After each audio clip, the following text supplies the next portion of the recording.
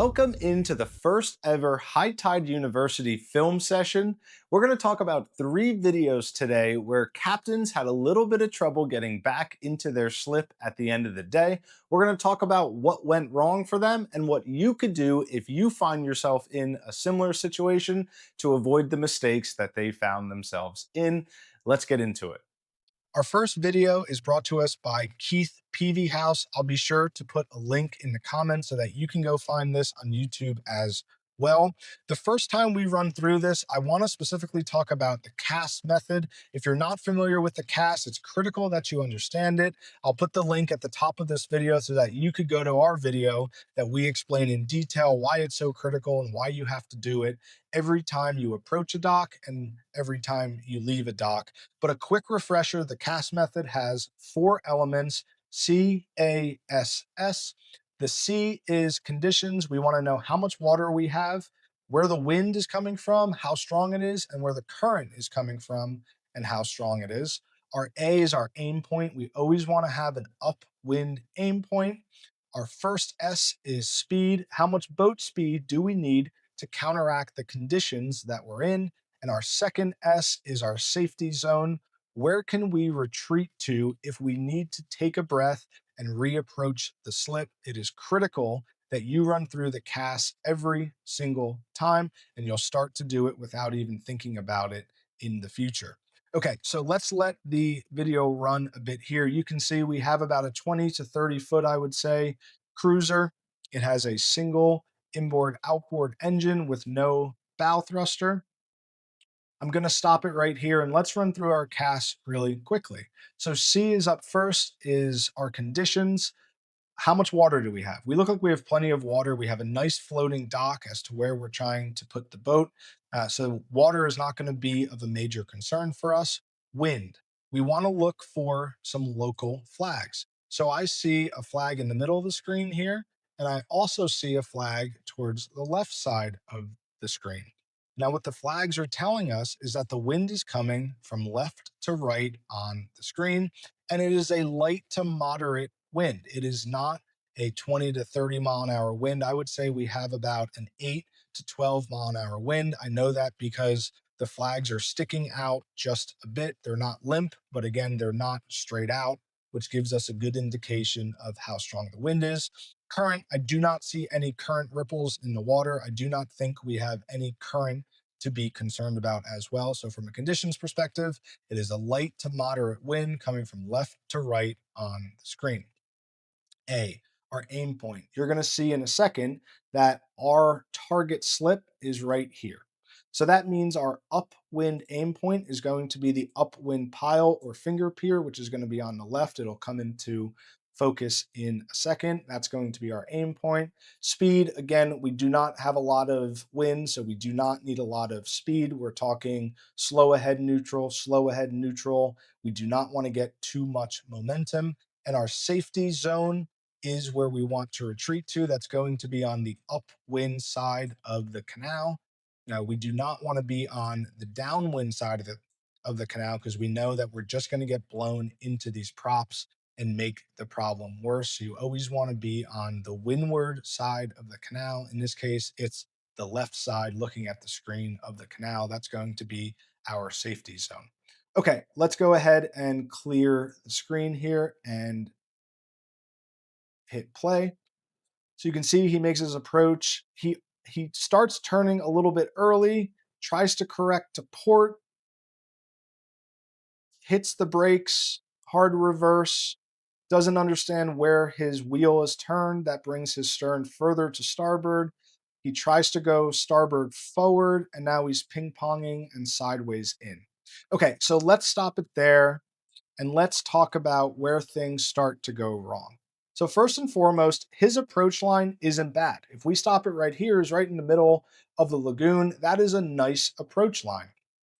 If we hit play, you'll see that he starts his starboard turn too soon. So he starts to come to starboard, and if we pause it right here, it almost looks like he's coming into the slip on the right. He's perfectly aligned for that slip.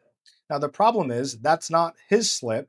And when he realizes it, Instead of going and retreating back to his safety zone to reapproach, he tries to power his way out of it.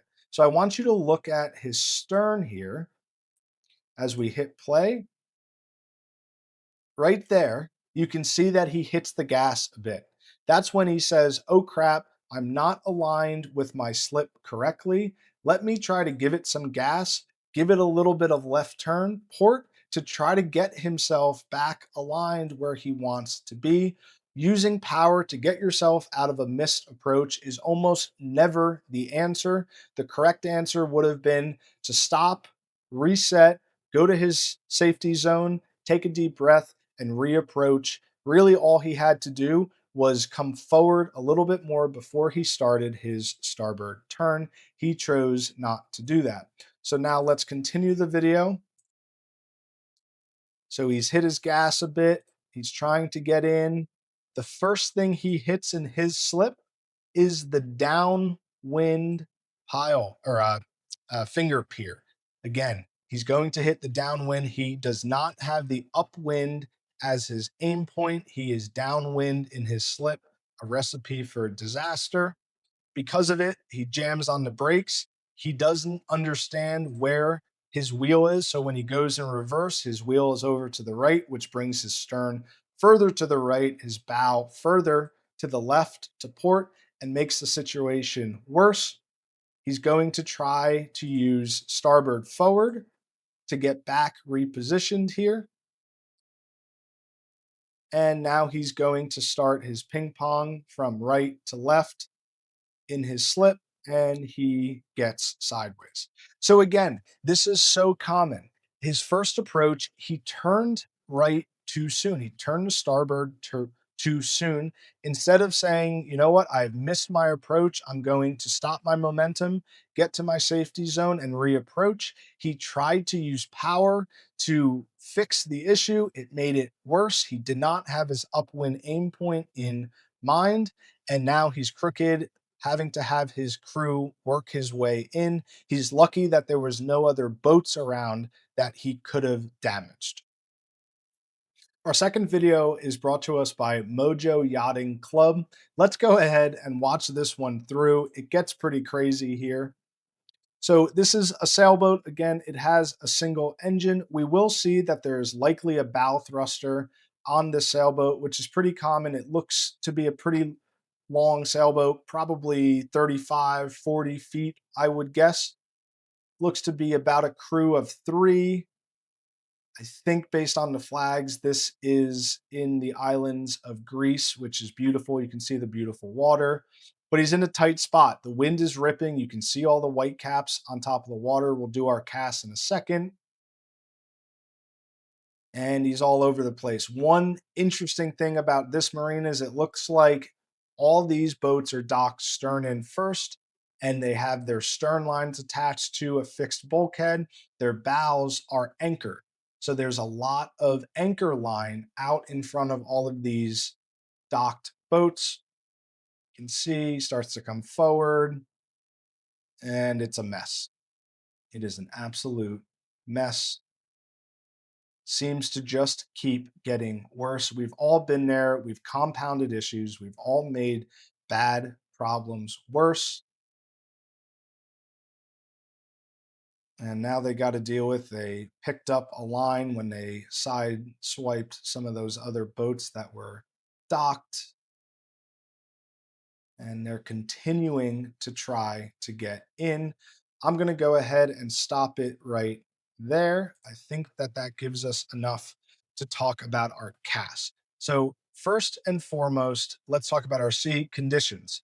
Our water level looks to be okay. We may have some issues with water, but again, based on the size of the boats that are already anchored there, I wouldn't think that that's going to be a large contributing factor, but something to keep in the back of your mind. Wind is clearly ripping. You can see the white caps coming across the water, and you can see that the white caps are coming towards us, which means that the wind is blowing from the top of the screen to the bottom of the screen. There's also a couple of small flags at the top of the screen. If you take a look on the mast of the sailboat. So the wind, this is probably a 15 to 20-mile-an-hour wind based on the flags, based on the white caps. So a pretty significant wind. Now, our aim point is going to obviously be the bulkhead. Now, the wind is blowing slightly from left to right, but mainly from the top of the screen down. So when we're aiming, we want to be aiming slightly upwind, which would be slightly to the left side of the screen. We know that the wind then is only going to push us from left to right. Something to keep in mind as well. Speed.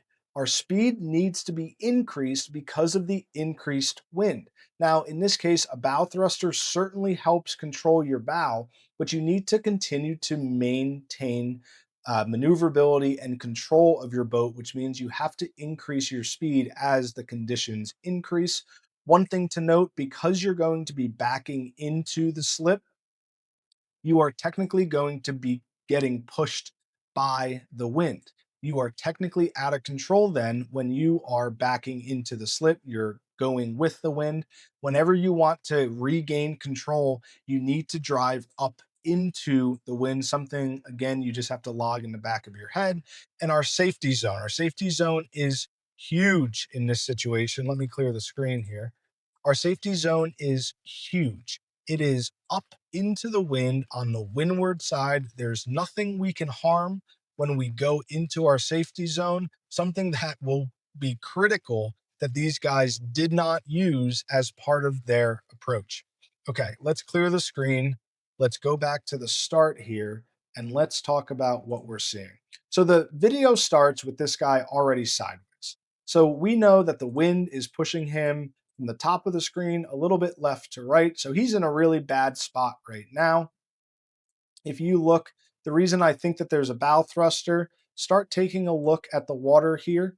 You'll start to see that there it is. He starts to use his bow thruster. So that certainly indicates that he does have a bow thruster. So if he's in this situation, he's got to be ripping that bow thruster, trying to get his port further towards or up into the wind. So at this point, it's a bad situation. He should have stopped his approach now and said, you know what? I need to take a breath. I'm clearly frazzled. I have crashed into a couple of docked boats. I've crashed into them slow, though. So I haven't done any damage. Let me go ahead, get myself up into my safety zone and take a deep breath, reassess how I'm going to get into the slip. Of course, he doesn't do that. He continues to try to use power. So now he's reversing. He turns the wheel towards starboard. The stern goes towards starboard and he comes into another boat. Again, because he's turning to starboard, that wind is only going to be forcing him down. He needs to get up out into his safety zone, which he continues to neglect to do. So let's continue to roll here. And now he breaks the next rule, and that is trying to get out of a bad situation using power. He goes and he doesn't gun it, but he's certainly not in slow ahead. And take a look at this anchor line as he goes by this anchored boat. It catches on some sort of decking or a cleat, and now he's dragging chain with him and he's got a bad situation. He's made a bad situation much worse. Now let's talk about what to do in this spot. It's a bad spot. You need to retreat to your safety zone. I don't care that there's a line attached to your boat. That anchor windlass is going to continue to let out line. You've already done some damage here.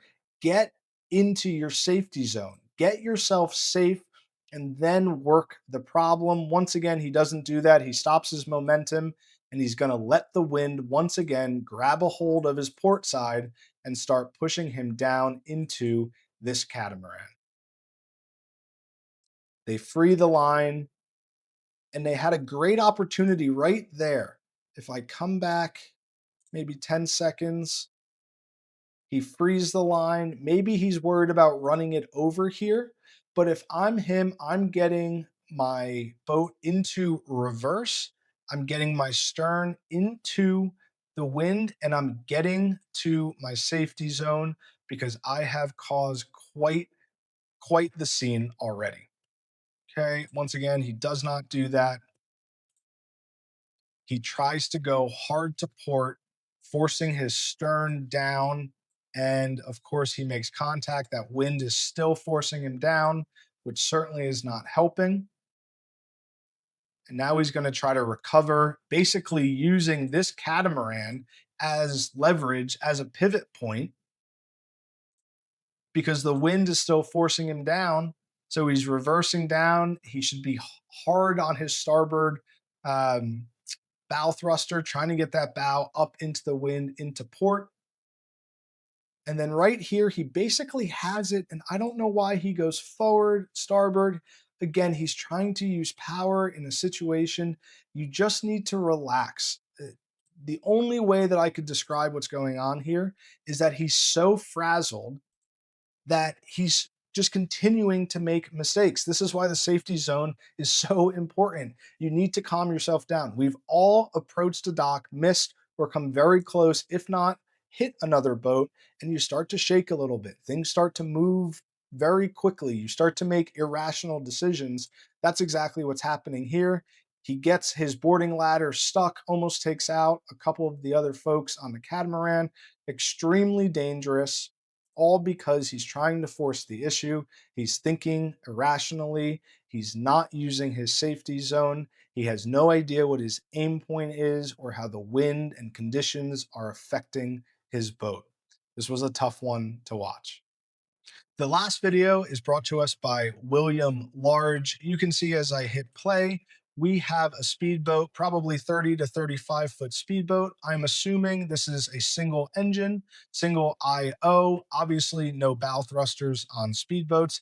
And he is trying to come towards the right side of the screen. He's trying to make a port turn and come this way. As we start to look at our CAS model, again, even leaving the dock, we do want to do our CAS.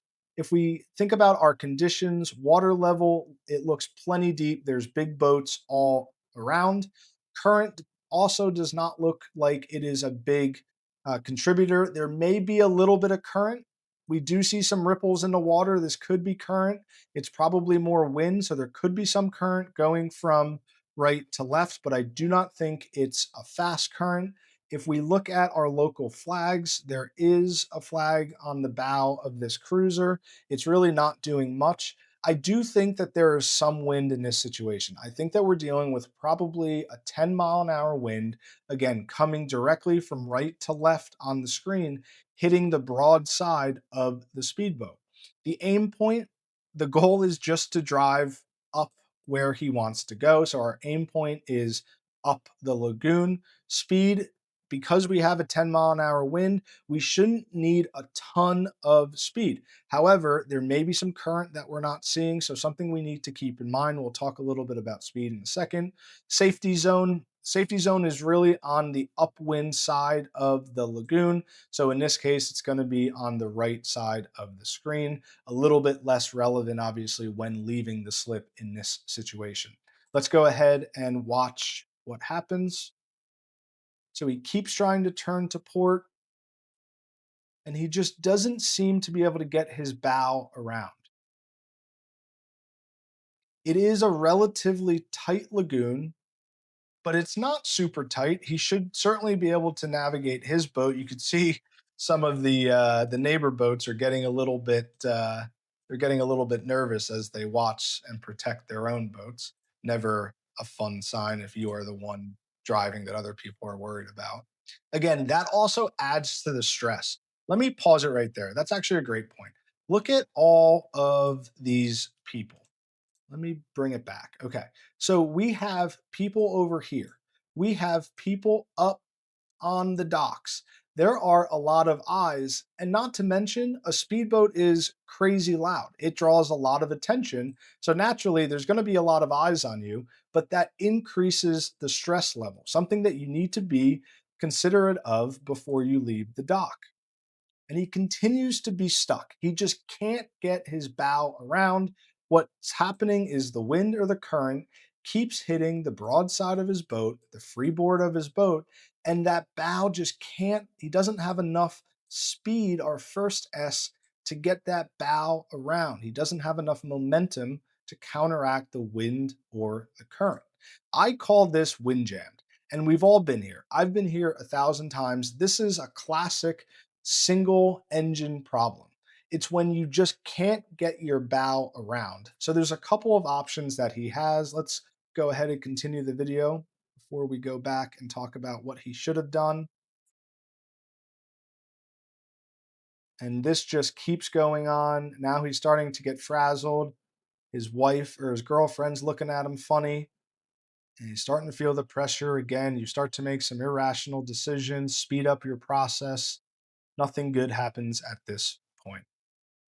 Okay, you get the point. He can't get his bow around. It takes him a long time to do so. Let's see what situation he gets in. He goes all the way to the leeward side, and this does look like current. Let's back up real quick. Let's fix what we just said. These ripples to me do look like current ripples. So I think that there's a pretty strong current that he's having to contend with. So that goes into our cast method, right? Let's revisit our C conditions. Water levels fine, almost no wind. I take back my 10 miles per hour wind. I thought that was the ripples on the water. I think it's current. And instead of a 10-mile-an-hour wind, I think we have a moderate current, again, going towards where the boat currently is from left to right on the screen. So let's back it up. Let's talk about what he should have done that he neglected to do from the start. Okay, so as he is leaving, if he's smart, he's doing the cast. He knows that there is a pretty strong current going from the right side of the screen to the left side of the screen. Now, he has two options in this situation. He could either try to get his bow up into the current. So he has to fight his bow up into the current without sideswiping the dock, because as his bow comes to port, his stern is going to come to starboard, leaving him not a lot of space. If he wanted to drive out in forward, he should have given himself a big push off of the dock and angled his bow more into the current from the start. He should have given himself a nice push right from here that would have grabbed his bow and brought him up into the current, given himself a little bit of push off the dock. That would have given him the angle that he needed. Instead, he obviously tried to pull it around, and let's go forward to where he gets stuck.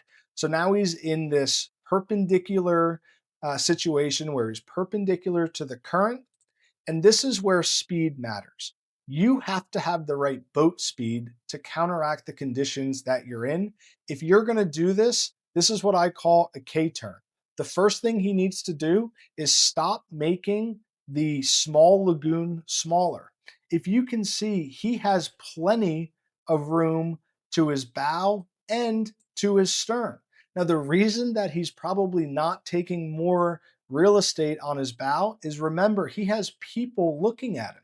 He has people staring down at him getting nervous. So he's probably trying to be a little bit more cautious and not take up that much real estate.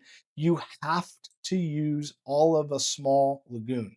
Don't make a small lagoon smaller by not using it. That's the first issue that he comes into. Now, the second issue is about speed. You have to throw the boat around a little bit when you have a single engine.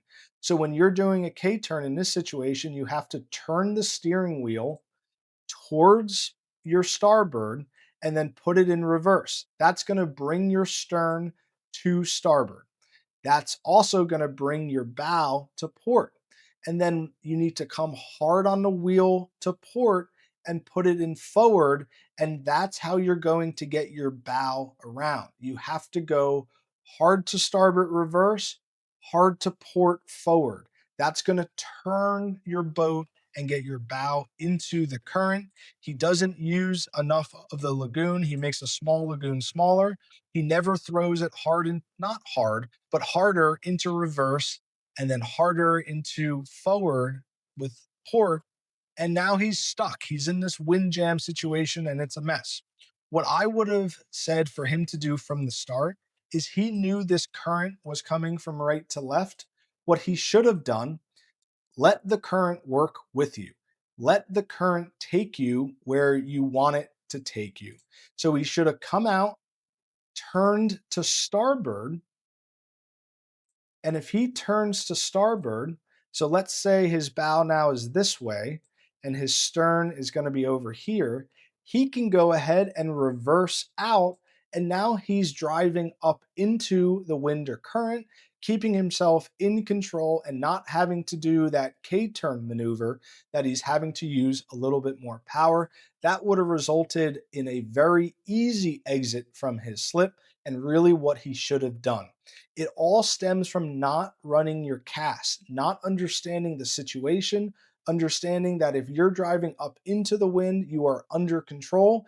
Get that stern, in this case, up into the wind and get yourself driving in reverse up into the lagoon. And where you have more room to turn around, you can go ahead, turn around, and start driving forward.